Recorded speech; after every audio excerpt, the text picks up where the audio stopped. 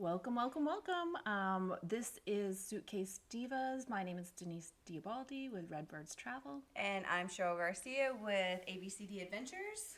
So this is our Cruising 101 episode 2, correct, Cheryl? Yes. All right.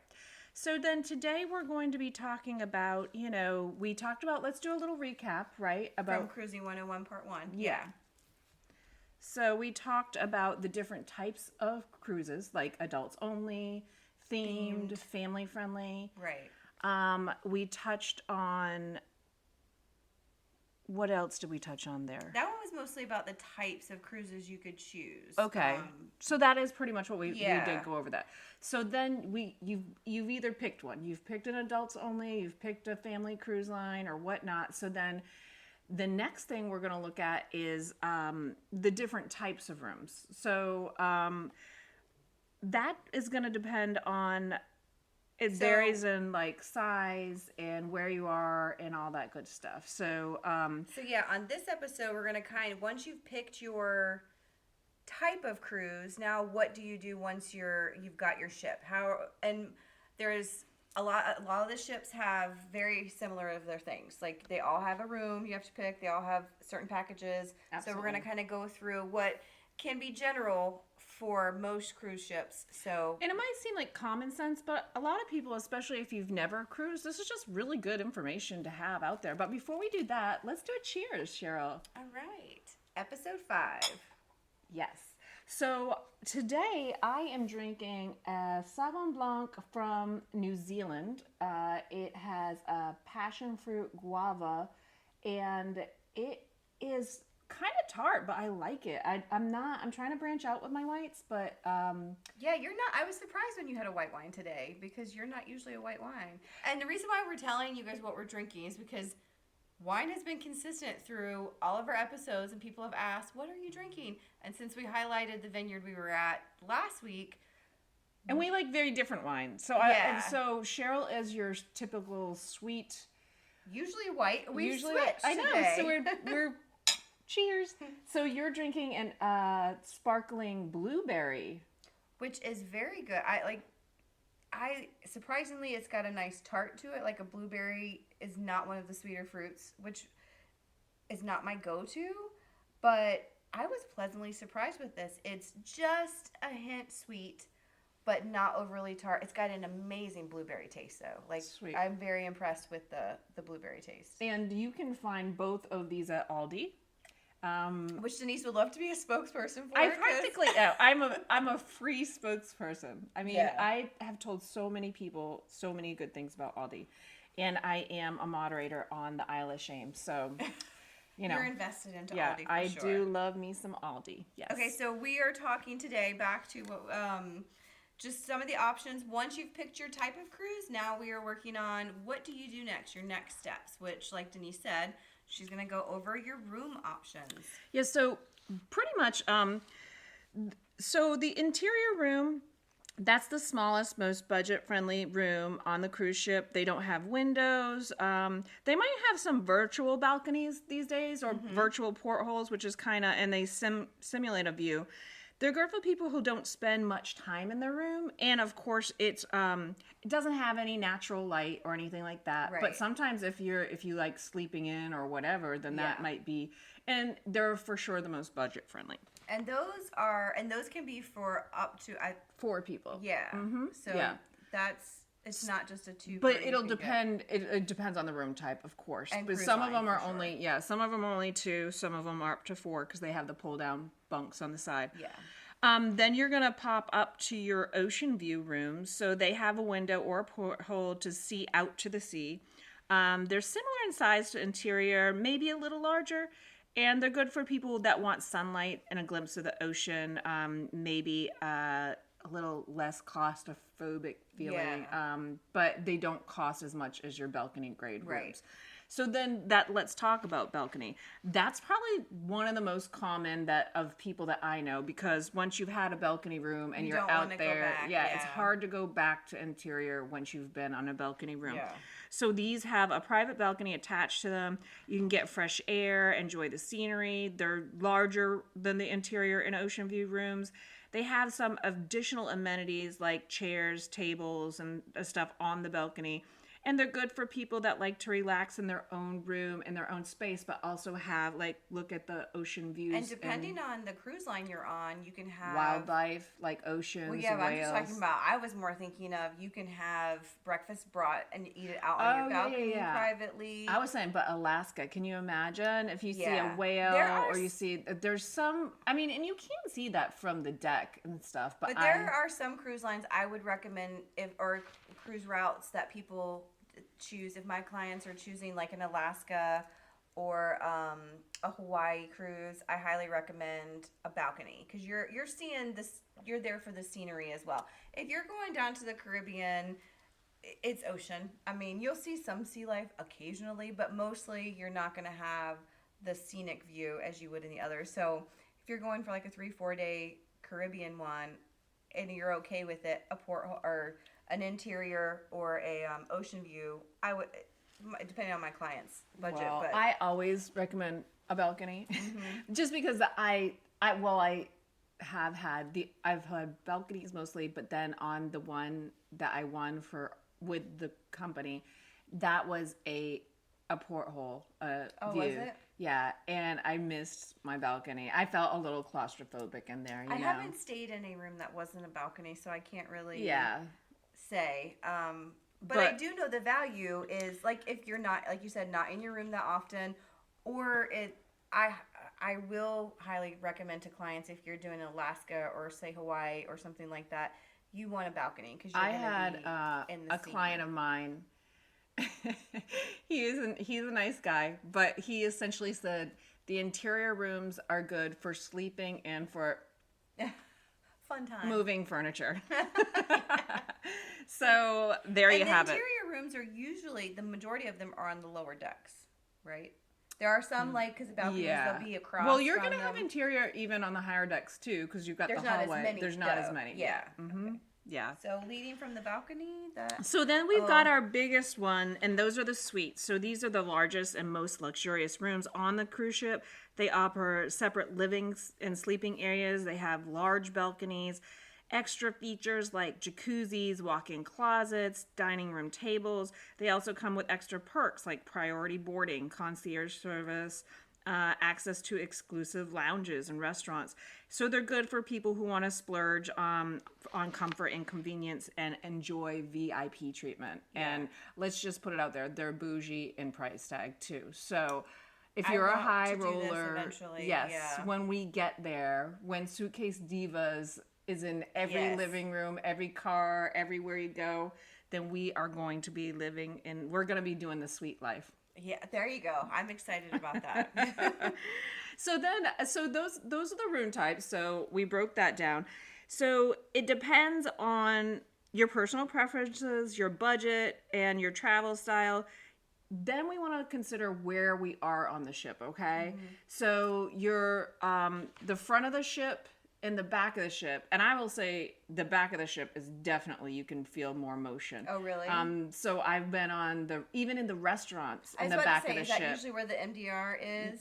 Or yes, and you can for sure feel the movement. Mm-hmm. You can feel the rudder of the ship propelling. Let's talk about making up words. No, that's a real word. It is. So is my harvestable. Just saying. Just saying, that is true. Yeah. So and then where you are on the ship. So typically mid ship is going to be the less movement.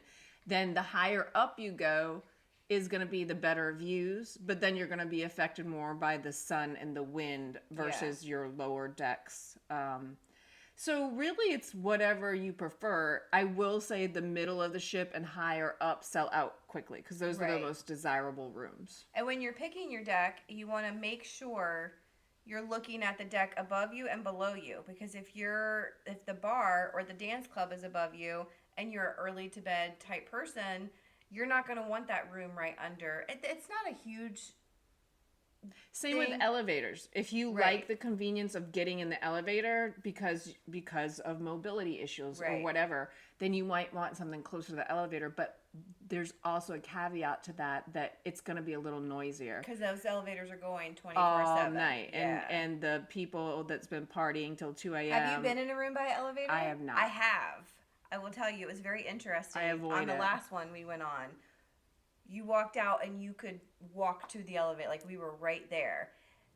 That wasn't so terrible. Now, I remember my last cruise had that horrible storm, so it was very different. But what got us was there was a panel that was flapping, not even the elevator. I think they did a good job muffling it, but you could still hear people walking by. I didn't hear the elevator so much. It was a lot of the foot traffic that I heard. Okay. But it didn't affect us. Again, if you're a light sleeper, you really Don't want to... get a room near an elevator. Or underneath the club. And also keep in mind where the smoking sections are on ships. I did read about some cruisers that happened, their balcony was very near the smoking level deck. Because on most cruise ships, there's only one or two places to smoke. That is good So info. if you are sensitive to smoke, you don't want to be near where the smoking areas are. So that's why it's important to check your deck and above, below you. Yeah, and if what's you're around. using a travel agent, be sure to clarify that these are things that are important to you, and they for sure will look into it and put you in a room that is perfect for you. Mm-hmm. So that's pretty much my little shtick on different types of rooms and where to be on the ship.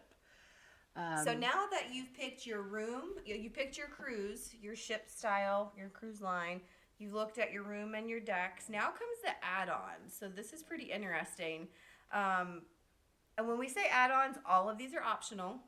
So, but they will usually ask you, and your travel agent will usually ask you about these because these are things that go quickly or are time sensitive on the price. The longer you wait, the more expensive it gets. True. So our first one, you'll hear a lot of people talk about is gratuities. So gratuities are not automatically added on. However, once you are done, the night before you get off a cruise, they do add them to you. So if you don't and I think you pay more if they're added on at the end versus if you prepay gratuities, you're gonna pay less than if you don't, thinking I'm not paying. Right. And I will say gratuities are optional, regardless of whether you choose to prepay or wait. If you don't go to customer service and have them remove them, they do automatically charge your card. They will. But you do not have to pay them. You can go up to the service desk and say, hey, I'd like the gratuities removed. Just keep in mind, though. It's kind of a dick move, but... Yeah, I agree. Because those workers work really hard. I always prepay my gratuities. I always give additional to, like, I'm telling you, you throw a $5 bill at the bartender by the pool, and he will make sure that you get the little bit more elevated drinks. Well... And he'll make sure, he'll make sure he finds you again. So just remember that gratuities are an add-on. You can prepay before you go, or you definitely will be charged before you get off. Like the day before, you'll get your final bill, and they'll show that on there. But they are optional. We recommend. We highly recommend you pay the gratuities. So prepay, because that way you feel good. You feel like I've done my due diligence. I'm going to get on this ship and have a blast. And those tips and are I'm going paying the workers. Those are going to the towel staff, the people that the people that clean your rooms, the waiters, the behind the scene people everywhere, you know? Yeah. So that goes to a lot of people. People that are working in the comedy club. They split those. They all the workers split those.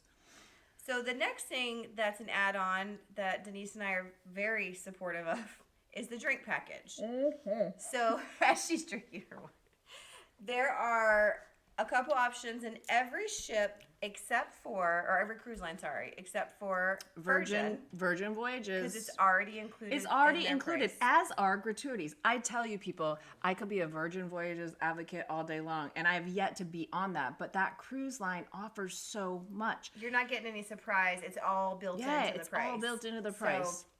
So, we're actually going to review Carnival's package, but each cruise line has different levels of packaging for drinks and sodas and coffees, and so depending on your cruise line, talk to your agent and find out what's best for you. So I'm just going to do a quick review on what Carnival offers, and we'll kind of talk about that. So They do offer their Cheers package is $60 a day per person, 21 and over. And I do want to say, if there are 2 people in a room, or anybody, if there's 4 people in a room, if one person gets Unless that they're package, children. Correct. I was going to say, Yeah. if one person in that Don't room make the gets babies it, drink. anyone 21 or older will also have to get the Cheers package. Now, your Cheers Plus or your Cheers package includes your alcohol, your coffees, your specialty drinks, your bottled water, your sodas, things like that. Energy drinks. Yes, your energy bougie drinks. coffees. Yep. Yes. So, but before we get into that, what is included on every cruise line? Water, juice in the mornings. Sweet tea. It's not sweet tea. I've never been on a Unsweetened cruise. tea? It's unsweetened tea. Okay. Well, I don't drink that, so They I'm glad you usually have clarified it. that. Yeah, it's a big difference for us I Southern gals. guess. Yes, I guess. You can't just make sweet tea on the fly, even if you had hot water and a sugar, or you Damn. cannot make sweet. It's unsweet tea that is included. I think, really. You cannot. I For Southern don't know. gal, Right, I will I don't say, know. there's a big difference I between. for sure thought sweet tea would be in there. Sweet tea is not in there. I've been on 2 cruise lines, and sweet tea is not included. And I believe if you And bottled water is worth its weight in gold, It's not included and that's either. not included either. So go back to what is included in your Cheers package, which is $60 a day per person, 21 and older. That's all your drinks that you would need. Anything that you would want. There is a 18% your gratuity. There is a gratuity added on to that Which package. I think is kind of lame. I think you should be Yeah. able to, like, you're already paying gratuity for the cruise. Right. The Now, alcohol's not, I mean, the bartenders get part of that too. So, I think I don't know, it might vary by, and I would, as your agent, depending But on the it cruise is what it line, is, we so, will double check it. But suck it up, Buttercup. this way you don't have to tip per time you get a drink. Because I know when we go to a bar or That's whatever. going to be a lot. Yes.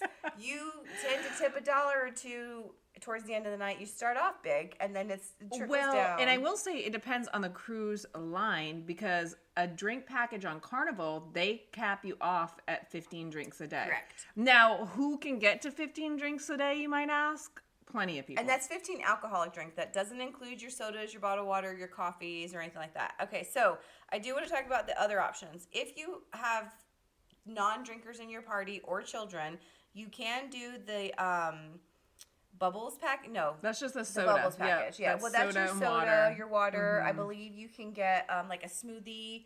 That's $6.95 per day for a child and $9.50 per day for an adult. So you're like, why do I pay $60? If I'm going on a 5-day cruise, that's a $300 drink package that I'm in addition to my cruise costs. So let me tell you what some of the pricings are on for their alcoholic drinks. Now we're talking about alcohol at this point, Like wine. yeah. So your frozen Rum and daiquiris on a Coke Carnival daiquiris. range around $12.50. A margarita is about $11.50. Your beer can range anywhere from $7 to $8. Wine by the glass is $10 to $15. I was going to say they jack up wine. Yes. So your energy drinks are about $5. Coffee is anywhere from $2.50 to about $8. Your bottled water is about $2 to $3. Your soda is $2 to $4. So here, let me explain why I think it's a good idea. If you are a coffee drinker, a soda drinker, an alcohol drinker, here's why I Or recommend energy drinks too. Or energy, Some yeah. people live on energy That's drinks. true. So here is what I just briefly went through what my day, and this is on a light day where I'm not drinking. This is all towards day. the end Yeah. when I'm trying to protect my liver. So let's say I get an AM coffee. Just first thing in the morning, I'm getting a coffee. And I spend, this one happens to be $5 because I like my specialty coffees. They have Starbucks on board and all Some that ships stuff. do. Yeah. Yeah. But even their regular coffee, the 2 I've been on, they have amazing little coffee shops. Oh, yeah. Their own personalized. Yes. Sure. And they actually had spiked coffee, which Oh, was yeah. so good. So already we're drinking. But anyway, so let's say I have I stick to mimosas. I always have a coffee I don't in the morning. spike my coffees. I do like spiked coffee. So See? we've got an AM coffee for $5, a mimosa for $12. Midday we're having a mimosa. I've got a mid coffee because I need that pick me up. I We're guess at it depends. $5. Like I can be there at 8:00 having a mimosa Right. So or two. this is why I'm on the light side. Okay. Of what just maybe a casual drinker would I be hear having. you. I'm with you. You have a glass of wine at lunch. That's $12. You have a frozen daiquiri, by the pool, say after lunch. Then you grab a bottle of water, which is $2. Your frozen daiquiri, was $12.50. Your bottle Good of water. job on hydrating. I see what you did there. I threw in a bottle of water. I see what you did there. I threw in a bottle of water. Such a responsible So then you're at dinner lady. and you're having 2 glasses of wine. That's $12 a piece. You're at $24 for your dinner wine. Then it's late night. You're having a margarita. Now here is where, like, this is a light day. This is not even what I have Doesn't had. sound like a D day to me. Yeah, it's not. But just for those few drinks, we had, let me walk through it again, an AM coffee, a mimosa, a midday coffee, a lunch wine, frozen daiquiri by the pool, a bottle of water, 2 glasses of wine at dinner, and a late night margarita. You've already spent $84. Yep. It adds up quickly. So right there on day 1, you've spent $84. And honestly, that's not even as much alcohol as I would have drank that day. I was being kind of light. Let's not even talk about D. Right. Well, I'm just saying, that's a light day and I've spent $84. I can guarantee you I've had way more frozen drinks than that. And they're at least $12 a piece. So you're going to spend anywhere from... Yeah, if you drink like that, this is an example. So the drink package costs like what per day? It was $60 per day. Okay. So now I've already gone over my $14. And again, this was not even, I mean, this was a very light drink day. And I'm not even just talking about alcohol. Coffee. I didn't even have a soda in here anywhere. Yeah. Or... and sparkling water. Yes, or an energy drink. Yeah, all of that an is energy in. drink. Yeah, there's no beer in there. Like I was very I was scaled back on just trying to think about. I always buy the drink package. I do too. I do because honestly, even just for the specialty drinks alone, not even alcohol, because you can't just take water off the ship. Let's say you're going on an excursion and you're spending a beach day at one of their private islands. Yes. Not all the cruise lines, the drink package does not carry over to the island. I learned that the hard way. Me too, and I won't do that We're anymore. just here to tell you, it happens. Yeah. So just having a bottle of water to be in your bag, I always hit up the lady at the coffee station for a large bottle of water. Yeah, and that $2 bottle of water was the small one. It's right. Not, No, I get the big one. Exactly. If you get the drink package, you can get like the 1 liter bottle of water. And then you can use that. You can stock them up. You can get them whenever you want. And so that way you've got plenty of water throughout the day, which I do try to hydrate, with a lot of water. With more than 1 bottle of yeah, water with more than one. Yes, so, Cheryl. And I like to have a lot of water at night too, like to just flush everything out and start over again the next day. And you want to keep that by your nightstand. Like you're not going to have to get up. Yeah. So as Denise mentioned, most cruise lines do limit you to 15 alcoholic drinks a day. Have you ever gotten to your 15? You knew I was going to ask you that. Have you ever gotten to your 15? I did the last night of our carnival anniversary, but here's the thing, and I know this happened because Nick and I were interchangeably using our cards. Right. So I'm not sure I actually had all 15 of those but you drinks. Reached your max, yeah. I did reach my max, and then I had to go back to Nick's card. But if you're sharing your card and like I would be like, I want a beer and if I'm at the pool, I'm ordering drinks for both of us. Right. And so I don't believe I actually consumed all 15 of those that day. That's the story I'm sticking with. I hear you. So I've never did the 15. I've gotten close, but I will say one of the things I do is I will order very unique drinks on the cruise because if I don't like it, I can chunk it and grab it. Go right and back that did happen a couple times too. Yeah. So for sure, Their menus are very vast, broad, and also if you don't quite see what's on there, but I've had them make me, hey, can I have this, and this combo, and especially if you spend time with your bartender, because we would find, I know on Princess, we found a bar that we really liked, loved the bartender, and we spent a lot of time there, and she would just kind of do things for us. So we tipped well too. So even though the tip was included, we did start to tip. They do that shit on purpose because if they're making your drinks a little stronger and you're like, it's 4 o'clock, 5 o'clock somewhere, and then you're just like tipping, they know what they're doing. Right. This ain't their first cruise. So if you have a question about getting the drink package, whether it be the alcoholic one, we should move on. I know. Sorry, we could sit here and talk about this forever. I promise we're not lushes. Yes, we are. Yes, I highly recommend it to my clients if you're going. I highly recommend it to everybody. Life is short. Buy the drink package. And then you pay for it ahead of time, and you don't have to worry about that bill sliding under your door, right, or in your little mailbox the next, your last day. Mm-hmm. So if you have questions about or if you're questioning whether to get the drink package, this is where you would ask your travel agent. They could, Denise is gonna. I'm gonna tell you probably to get it as well, unless you absolutely don't drink soda or coffee. Sweet tea or coffee. There's no Specialty sweet coffee. tea. I do not want my Southern people to go on this cruise thinking there's sweet tea. I said if you, yes. Okay. No, there's no sweet. Even if you got the drink package, there's no sweet tea. They're just not hiding it back there for those. Not unless you get like the bottled kind, which I think they had Pure Leaf on the last one. Again, as a girl from the South, that's I'm not from sweet Maine, tea. so I don't. So I really want to stress that. Yeah, she's it's passionate about her sweet tea. Southern girls are passionate about their sweet tea. Yeah, sweet tea.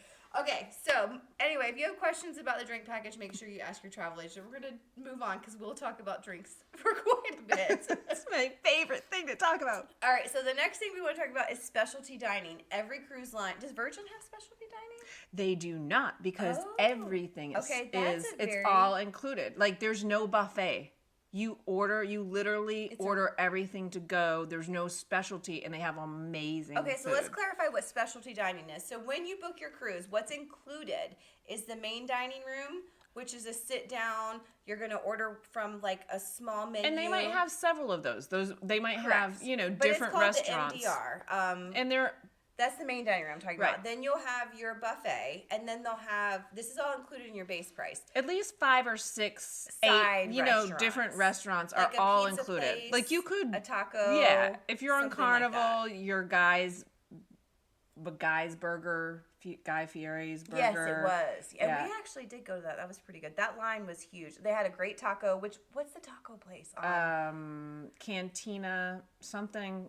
Is there a frog one? I thought there was a frog. Yeah, it is. It's something called other. frog something. Anyway, he does. Yeah, they have several. They have good free food Correct, there. I mean, you're not going to starve if you don't do specialty dining. Dinings, which usually is a little upper scale. Yeah, kind of like your sushi or your like steak, really your steak. Yeah. High-end. Also, some cruise lines have themed specialty restaurants. I know there is one. I cannot think off the top of my head, but it was the Alice in Wonderland theme. And I do know that Norwegian gives you one free specialty dining per cruise or something. Depends on how many days it is. But I also think that's not for if you've got 4 people in a room. I don't think that counts for all 4. I think there's a dollar amount because we've only been 2 with people. 2, yeah. So the specialty dining is one that you would add on later. You would reserve your time at that specific restaurant, and there are different payment options. So sometimes it's pay a la carte when you get there. There are some where you have to pay before you go, and then it's more like a buffet. Like you get a plate or you get a certain amount of time that you're there to eat. Ours was like a high-scale tapas type of food, and you just got to order different categories, like up to 5 different categories, and then we just shared the food. So that one was interesting too. That was Norwegian, and that was included in our package, free at sea. Okay. But there was only 2 of us, so I can vouch that it will work for 2 people. For the 2, right. So that's something you can add on as specialty dining. But you don't feel obligated. No. Because honestly, I've never done it on, which I've not been on a ton of cruises, but I've never done specialty dining, and I've never. I will say, my friend Dara, she's a foodie, and she would absolutely be like, I would not go on the cruise if I couldn't have a specialty dining night because they make a world of difference. So I think it just depends on. And if there's a special occasion, you might want. Yeah, and a lot of times people are going for anniversaries or celebrations like that. So this is where you would want to definitely talk to your travel agent because find out what's included, find out what's extra, and also find out if they can if a cruise line offers a deal if you're celebrating something. Like this is where your travel agent can help you on that. Because I will say, like the main dining room, which is a sit down, it was very nice. Your waiters are coming to you, but you're waiting for your food. It's there's a time stretch between each course. The buffet, obviously, it's like a regular buffet. It's got a lot of people. I've never had a problem ever getting a seat or going through the line. So just keep that in mind when you're talking about booking your cruise with your travel agent about that specialty dining. Right. And the last thing that we want to talk about with add-ons, and we're not going to go too in-depth with this because there's broad, but excursions. Yes. The one thing we want to stress, and we always recommend for our clients, is you book your excursions through the cruise line. And why would we do that, Denise? Because if you are booking through the cruise line, and let's say you're at a dolphin excursion or you're trekking the rainforest or whatever, if you booked through the cruise line and they're ready to pull up deck and leave that port, they will not leave you behind if you've booked directly through their excursions. However, if you just, bounce off the ship and you take a private charter somewhere and you're not back, like there's a joke that people stand up on the top deck and look down at the pier, pier watchers, because people be huffing it back. I did do that on my last one. Full throttle. Looking. I didn't miss it, but we were on the balcony watching. Because people lose track of time. They've been sipping their margaritas and whatever on the beach, and they just do not realize that the when they say they are leaving at 4 p.m., then if you're not on the ship, then you're left behind. Y'all Google pier runners because it's a real thing. So just be mindful. But if you do book an excursion through the cruise line, if they're running behind, I will tell you, when I did my snorkeling one, we were cutting it real close, but I had booked it through the cruise line, so I didn't worry too much about not making it back, because the cruise ship has to wait for you if you book through them. So that. Well, and also just keep in mind the cruise line has vetted these excursion host companies. And you're going to get a better excursion. If you're just willy-nilly cashing it and trying to get a good deal on an excursion, you don't know their credentials. Not that there aren't good No, excursion there probably companies. are, but you just have to keep your wits about you, especially when you're traveling abroad. That's all I'm saying. Exactly. I would always tell my clients 100% book through the cruise line. Yeah. All right. Well, that kind of wraps up on what we are doing with once you've picked your type of cruise. Now it's you've picked your room, you've picked your deck, you've considered your different add-ons. So that kind of wraps us up for part 2 of our Cruising 101. And in a couple weeks, you'll have part 3 where we'll discuss a little bit more of wrapping up your cruise prep. Yeah, and I'm excited about that because it's the real deal, y'all. We are getting ready to go on a cruise in just a couple months. I know, yeah.